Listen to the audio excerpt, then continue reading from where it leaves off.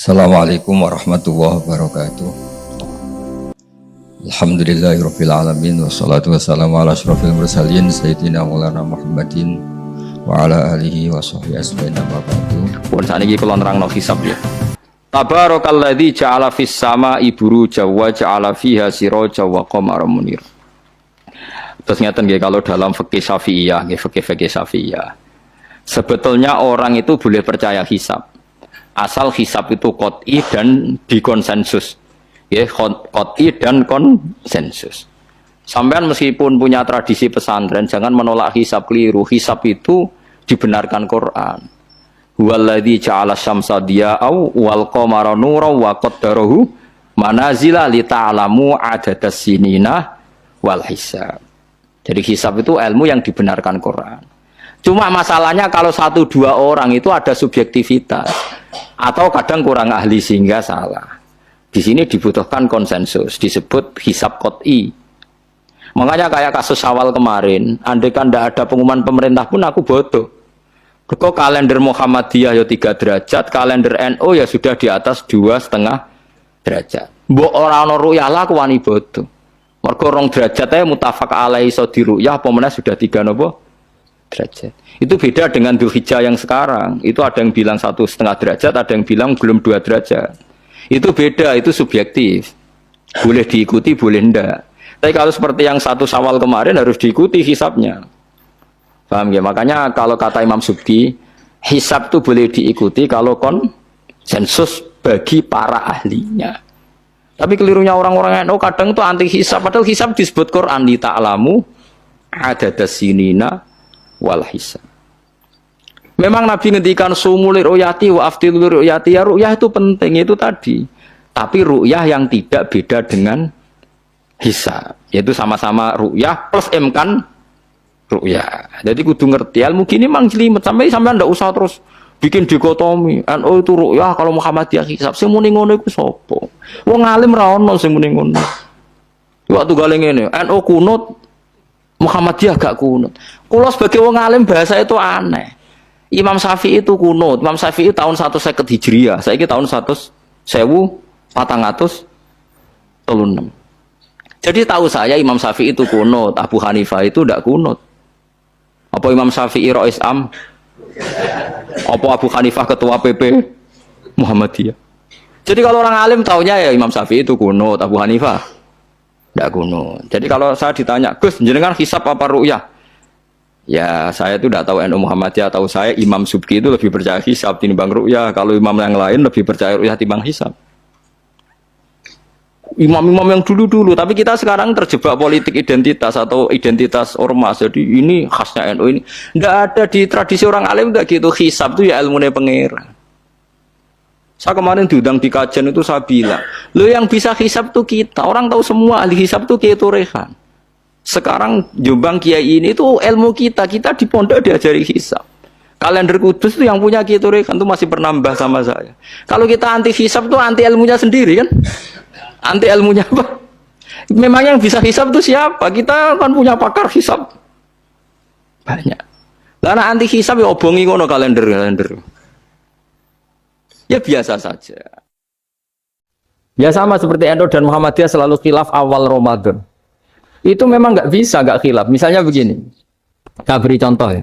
Karena kadang yang khilaf juga nggak pernah belajar. Lucu kan? Tak beri contoh ya. 2001 itu abad keberapa coba? Tahun 2001. Abad 21 abad 20? Abad 21. Jadi meskipun terpaut 1 tahun, padahal abad itu 100 tahun. Nah pikirannya orang-orang Muhammadiyah seperti itu. Hilal kalau sudah melewati garis ufuk, meskipun 0,5 derajat atau 1 derajat itu sudah ikut bulan berikutnya. Sehingga ya sudah meskipun sekian derajat sudah dianggap Ramadan. Nah pikirannya orang NU enggak. Harus ru'yah bil fi'li. Itu sebetulnya lagi-lagi sebenarnya enggak masalah NU dan Muhammadiyah, itu di kitab-kitab ya seperti itu. Kita ini enggak biasa goblok ya. Artinya kita yang keluarga Kiai tahunya kunut mazhab Hanafi, enggak kunut mazhab Syafi'i. Tapi tahu-tahu ini mazhab NU, ini itu aneh itu menurut kita. Kita ini anggap apa? Mana ada Muhammadiyah jadi mustahid, mana ada NU jadi mustahid. Jadi sebetulnya orang tahu semua lah kalau Abu Hanifah itu tidak kunut, Imam Syafi'i itu kunut. Imam Syafi'i pernah main di masjidnya Abu Hanifah ya tidak kunut, ditanya kenapa tidak kunut? Jenengan itu presiden kunut, tidak sanggup mati Abu Hanifah, dunia biasa aja. Sekarang geger, ya karena tidak punya kegiatan. Sebenarnya itu nggak masalah, mulai dulu biasa. Saat teruskan ya. Nah, menurut mayoritas ulama nunggu ru'yah bil fi'li. Ru'yah bil fi'li itu gini. Mata telanjang bisa melihat karena agama ini menggantungkan perintah itu sama melihat. Kalau kamu tidak melihat itu bagaimana kena hukum? Ibarat gini, Pak Rektor datang ke rumah saya tapi saya nggak tahu. Kena nggak saya hukum harus menghormati? Dia datang nggak sembunyi-sembunyi. Saya kena hukum harus menghormati ya kalau melihat, kalau enggak ya enggak.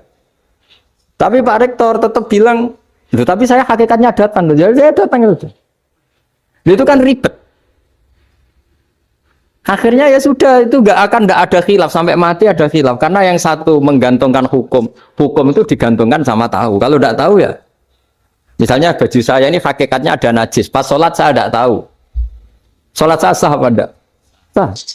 Karena hakikatnya, ya memang saya tidak tahu. Tapi hakikatnya ada najis apa enggak? Ya. Ada. Ya sudah itu sama-sama masuk akal. Ada lagi khilaf yang senam otak. Fasyamu salasati ayamin fil haji wa sab'atin idza raja'tum. Singkat cerita ada satu pelanggaran haji yang kata Allah kafarohnya itu puasa 3 hari sama 7 ketika kamu pulang, idza raja'tum, ketika kamu pulang. Dalam mazhab Syafi'i yang namanya pulang itu yang haji sudah sampai rumah. Di mana-mana pulang itu ya sampai rumah.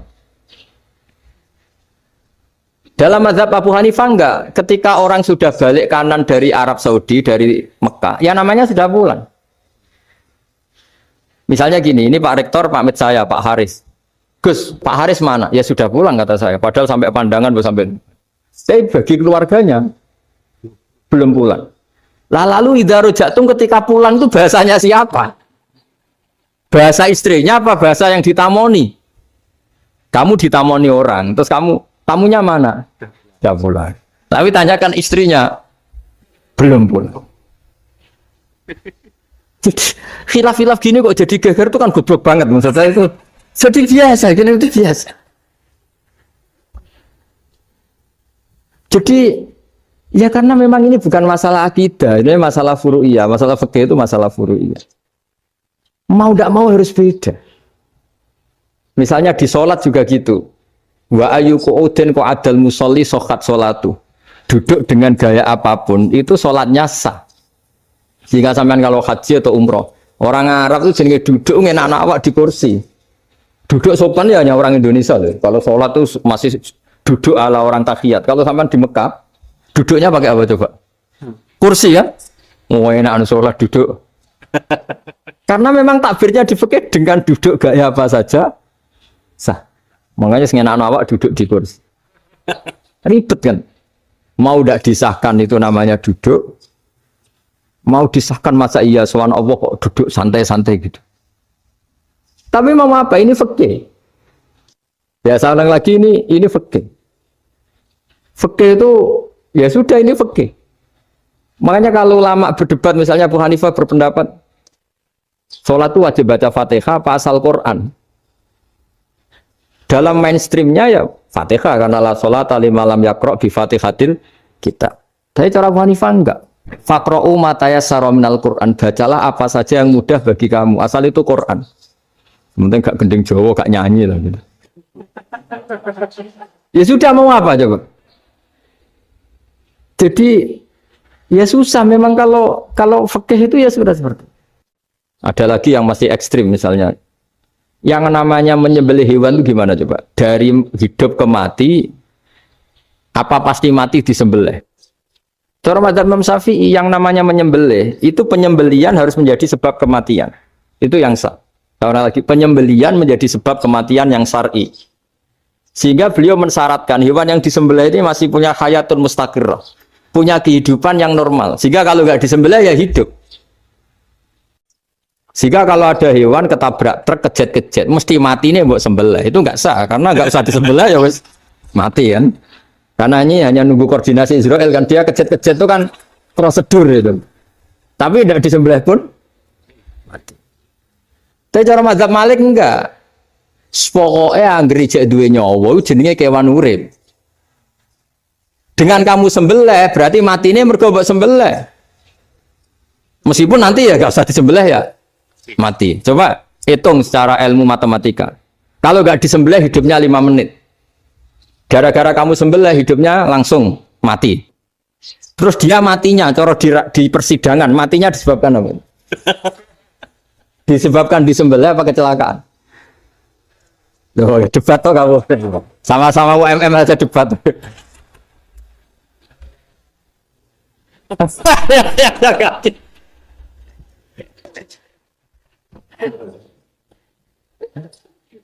Loh, saya pernah ngalami nyata itu. Saya jalan-jalan sama anak saya pakai motor.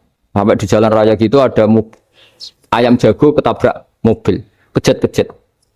Orangnya tanya, "Gus, ini halal tau ora?" Wis kanggo kon halal lah. Suatu saat dia nggak terima kan, tanya, "Kenapa, Gus?" Ya nak kiai ra pantes, masuk kewan mesti mati nih tak sembelih. Nak kiai pantes kan. Karena aku tahu kamu tuh gak kiai, mesti motifnya itu mergo jago, jajal cilik gak putak kok no.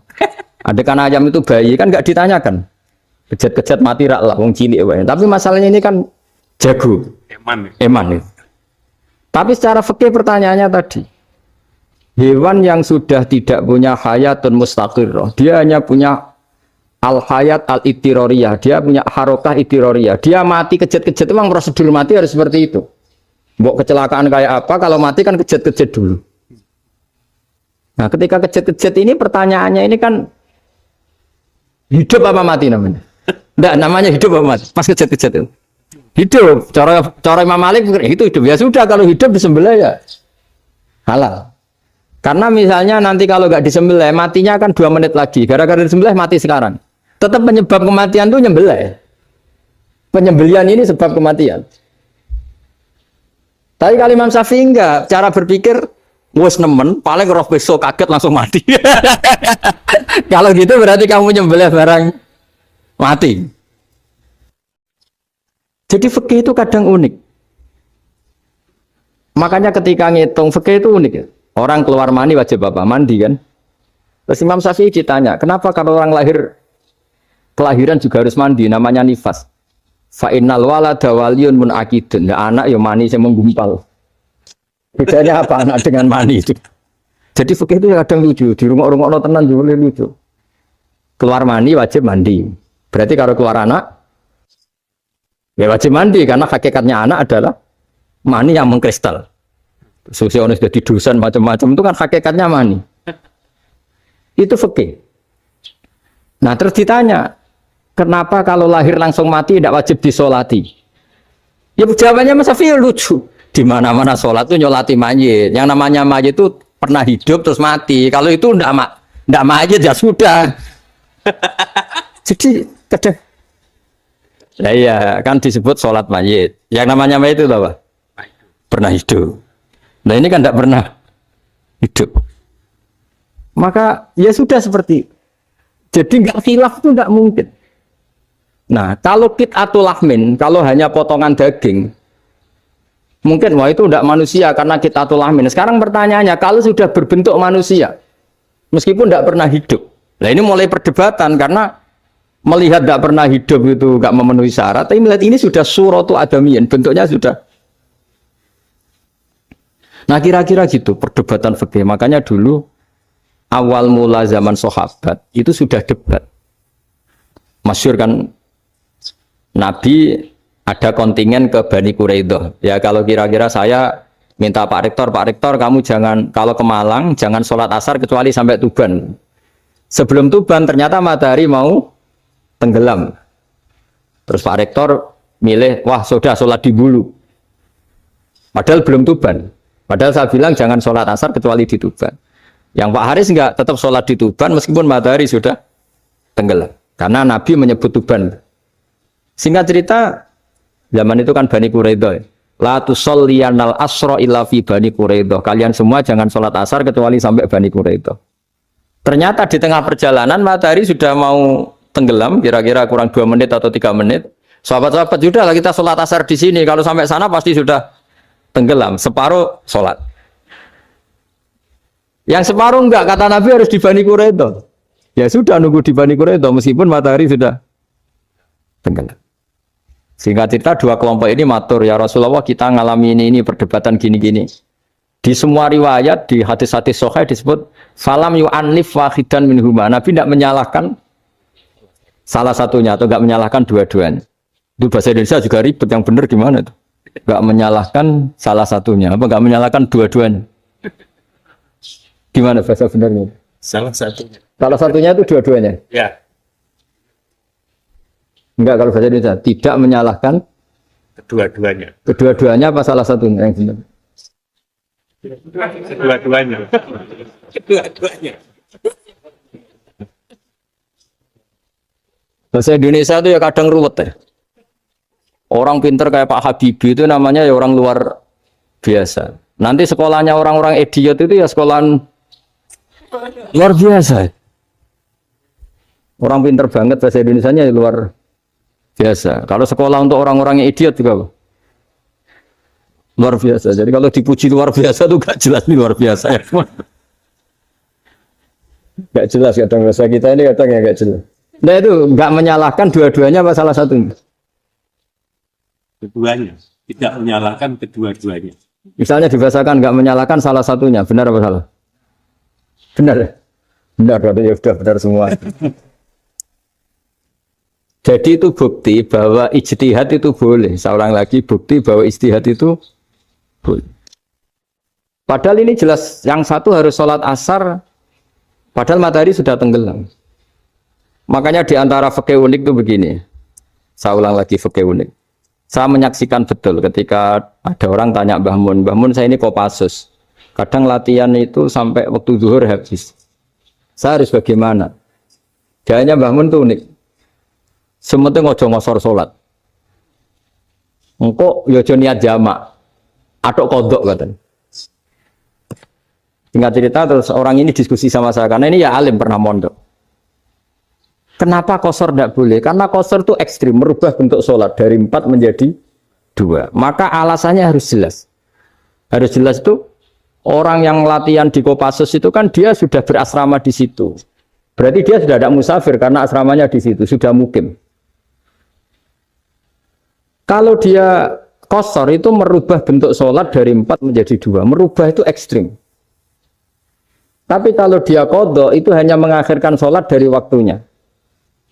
Kira-kira kalau kamu jadi malaikat, ekstrim mana? Merubah sama menunda? Ekstrim merubah kan? Karena 4 menjadi 2. Terus ojo jamak takdim, tapi jamak takhir. Itu juga penting. Bagi pengkaji fikih itu penting. Kalau jamak takhir itu salah-salah sidik ora pati popo.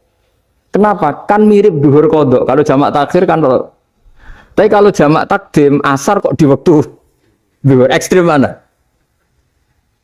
Perubahan takhir sama takdim itu ekstrim mana? Ekstrim takdim karena melakukan sesuatu belum waktunya. Belum waktunya. Jadi itu memang ya memang tadi kajian-kajian fikih itu memang unik. Karena bagi ahlinya, saya ulang lagi, tapi ini saya ulang lagi bagi ahlinya. Makanya ketika Nabi menjamak sholat ketika nusuk, ketika haji itu kata Imam Syafi'i lis safar. Karena Nabi pergi jauh karena rumahnya Medina. Tapi resikonya fatwa itu adalah orang Mekah nggak boleh jamak karena kawasannya nggak sampai 90 kilo lah kalau sekarang mungkin. Tapi kalau tahu Imam Malik nggak, jalin nusuk sehingga orang Mekah pun yang haji ya boleh jamak karena alasan jamaknya karena nusuk, karena haji bukan karena jarak. Terus diteruskan lagi. Kalau karena pergi boleh jamak, memangnya pergi itu kenapa? Karena repot. Nah itu masalah kan Mbak Syakko. Nah, terus mulai ada orang-orang yang ngawur kan resepsi jamak, ribet. Wes resepsi duit utangan kan capek. Wah, itu sudah jamak. Ribet kan. Jadi kalau sudah illatul hukmi itu sudah mesti bikin masalah. Kalau sudah illatul hukmi itu pasti bikin masalah. Nah, pertanyaannya, jamak itu masih gampang karena bentuknya sholat masih 4. Yang ekstrim kalau qasar karena bentuk sholat 4 menjadi 2. Maka kata Mbah Mun pesennya, nak kue ra mesti bener, jika alasan itu tidak mesti benarnya. Pokoknya sementing tidak qasar kan. Juga tidak jamak takdim karena qasar ini kan merubah bentuk sholat kan ekstrim. Jamak takdim juga ekstrim karena mendahulukan sholat sebelum waktunya. Kalau jamak takhir kan biasa, kalaupun salah kan mirip kodok. Ya mirip kodok biasa kan. Nah ini saya cerita, jadi fikih itu bagi ahlinya itu memang punya konsekuensi yang seperti itu. Makanya pertanyaannya misalnya bagaimana hukumnya penyembelihan lewat mesin? Ya, ribet kan? Bagaimana nyembelih dari belakang? Saya baca di kitab-kitab nyembelih dari belakang itu ya hukumnya tetap boleh asal itu hulkum dan mari itu terpotong. Tapi pertanyaannya, jangan-jangan ayamnya sudah kaget dulu karena uratnya ini. Makanya perlu ditanya ahli medis, lah uratnya tercabut ini jangan-jangan sudah berstatus mati. Kan potensi ketika dipotong dari sini, potensi sudah berstatus mati. Makanya, kalau misalnya menyembelih dengan dibocok, gitu langsung mati gimana? Itu tetap ada doktor, kalau dalam bahasa fikih doktor. Dia terkaget, begitu, ada doktor karena nggak bisa bernafas terus mati. Berarti kelangsungannya bangkai. Jadi orang yang pengkaji fikih itu ya seperti itu, memang itu yang ditekuni. Tapi kita sebagai orang awam ya tadi, nak sing kecelakaan itu wedhus, ayam jago ngeman, tapi nak pitik cilik ikhlas.